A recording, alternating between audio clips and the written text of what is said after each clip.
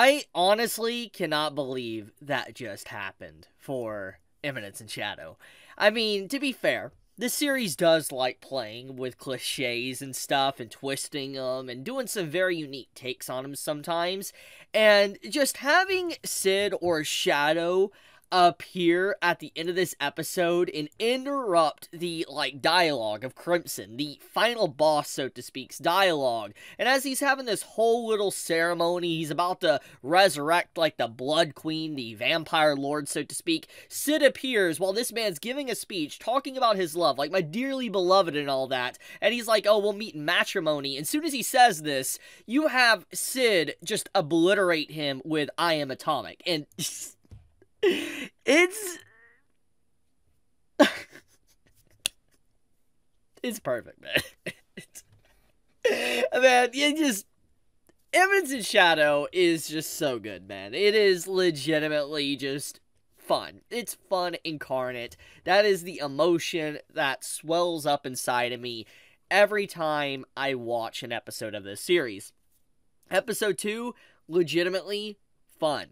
Now, I want to talk about a few things before I go any further. So, it was clarified to me in the comment section on YouTube last week when I did my first impressions of Season 2. People told me that this arc, this whole tower arc and all that with this city is actually, it's a very quick arc. And there's like 3 more arcs or so after this. So, there is a lot more content actually left. And people have even clarified to me that there is even a potential possibility for a Season 3. So, now knowing that, that's very interesting. So, it kind of makes sense now why the pacing of this episode and the last episode was very quick, because it's like, the content technically is kind of short. I was honestly under the impression that this whole vampire arc would legit be the entirety of Season 2, but I'm wrong, and I'm happy to be wrong. So I am curious to see about the different environments and where the story will go, etc. But speaking of the environments and where the story will go, these two, okay? Seeing these two interact, honestly, I did not expect that whole, kiss scene that we got. Like, we literally had a whole kissing segment where these two, right here on screen, I was just like, wait, we have Yuri right now? This Yuri moment? And obviously it led to, the vampire being able to heal herself and be able to fight, but it's just like, whoa, not a scene I expected. Straight Kino. I wonder if that's going to go anywhere. It's probably just for a joke, but I don't know, I wouldn't be surprised if maybe it actually did go somewhere. We had a lot of lore as well when it comes to the possessed and also the vampires as well with this episode. There was some nice stuff throughout this episode, especially with these two, and, wow, I ship it. I legit ship it. But okay, let's get on to the actual content of this episode and all that. So, this episode had, a very quick pace to it. Just as how the first episode was. It kind of focuses on just setting up, a little bit about the queen. For instance, the Bloody Queen and who she is. Is she bad? Is she evil? Is she good? Etc. Kind of find out just from, this episode, and thanks to Mary's overall description of the past, since she was technically there.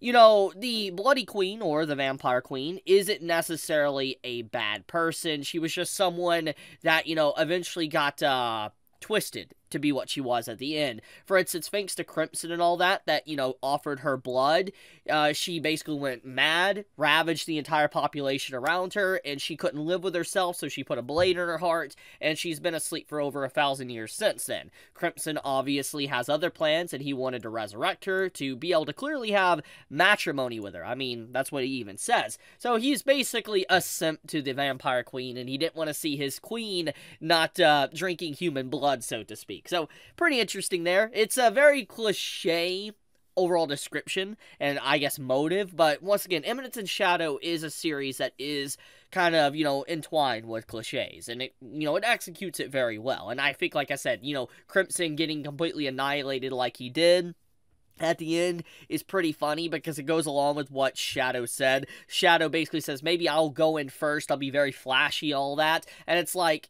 I was thinking to myself once the episode came to an end, Shadow, if you annihilate someone instantly, okay, and nobody's there to see it, you're not really doing what you want to do. It's like nobody can watch you fight this big baddie or villain or whatever if you instantly annihilate them without any witnesses whatsoever.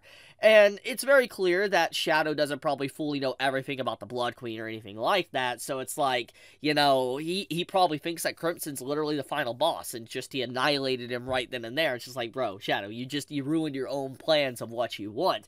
But anyways, getting back onto the actual Queen, though, I will say that it seems like this arc is probably going to wrap up next episode.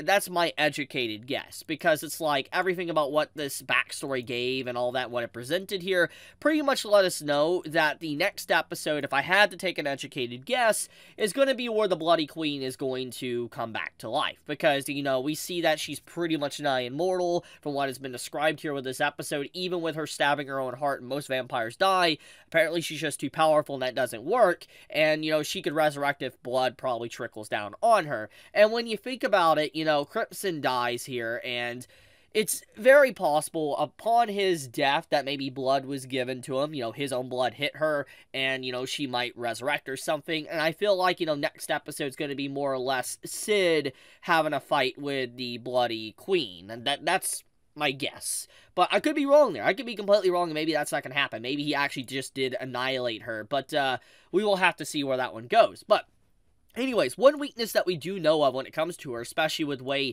this episode was presented, is that the sun still affects her. Like, this whole little, you know, dialogue here is that she can still die to the sun, and she can't go out the sun, she still needs blood. So she has technically every aspect of what a traditional vampire has. So I'm assuming she isn't completely immortal, but I feel like she is nigh immortal. And I feel like Sid probably, since he does have basically a power of a nuke, he would be able to take her down pretty easy. I don't think it would be much of a challenge.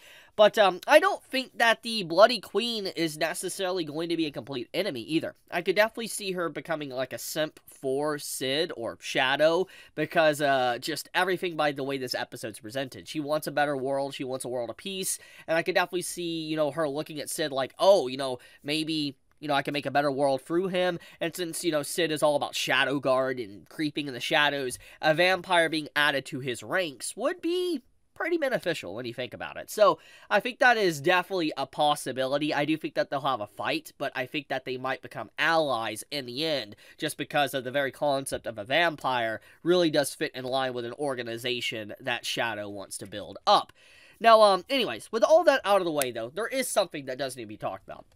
And I like it, but it still does need to be mentioned, because it is, at this point in time, getting a little bit annoying. And what I'm talking about is that Sid keeps repeating the dialogue. The frenzy has begun, the blood moon rises, you know, run if you value your life.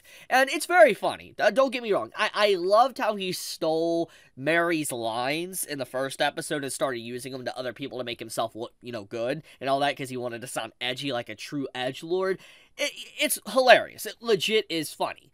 But there is something that does need to be pointed out here. I noticed that every time they do this dialogue, it's Sid doing the exact same animation sequence where you have the frame like this and then he turns his head. It's the exact same animation being reused. And I'm not expecting, like, new animation every single episode. I know sometimes frames do get reused. It's like transformation sequences, so to speak, in some anime. So I understand that's a thing. But the thing is that Sid has been repeating these lines multiple times throughout just these 2 episodes alone. Pretty much that's all he's been saying throughout these episodes, until the very end when he talks about money and all that, when, you know, he's searching down the treasury, you know, he finally gets new lines. And it's even more funny in terms of, like, him repeating those exact same lines that Mary said to him, to her, back to her again, and she obviously didn't catch on to that. I think that's actually hilarious. But, anyways, the point I'm trying to make here about this whole conversation is that I feel like it's being reused. That joke is being reused way too much with him just repeating those lines. And at this point, it's like, come on, Sid. Come on. Get some new material. I know you can do it. You're an edgelord and all that. And I feel like that joke has kind of run its course at this point. So I do hope we navigate from that and start getting, like, some more lines from him besides just, you know, those lines. I mean, once again, we did get some lines in this episode, but, you know, yeah. And then accompany that with the reused animation. I mean, hell, even at the end of this episode, actually, if you look closely, once the smoke clears, like, here, I'll show you, he does the exact same frame. You could tell by this frame, it's the same stance and everything. Like, the coat and all that, it's clouded with smoke over it. So they're using the exact same frame of Sid saying the hour of awakening is near, the blood moon rises. They keep using that animation sequence. And it's just like, I know that we're not expecting the most budget or the most, high quality art animation, but come on now, you don't need to be reusing the exact same animation this much in just 2 episodes. That's my only complaint. It's a minor complaint, nothing serious, it's nothing huge. That's very small in the grand scheme of things, but it is something that I have noticed while watching these episodes, and I can't be the only one that has actually noticed that.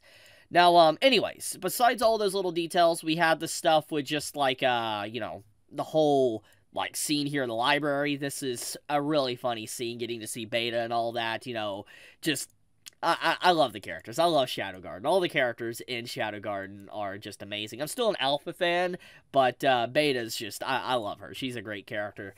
So yeah, overall, Eminence in Shadow Episode 2 for Season 2 is good. There's a lot of progression, feels very quick pace. We're setting up a fight with the Bloody Queen at the end, and I am curious to see how that's going to go. I mean, I'm assuming she's going to be very powerful, but I feel like she might become a simp for Shadow. That's my educated guess. We'll see where that goes. But I'll leave it at that for now. Thank you so much for watching. May all of you have a fantastic day or night wherever you live. Be safe, stay healthy. Chibi out.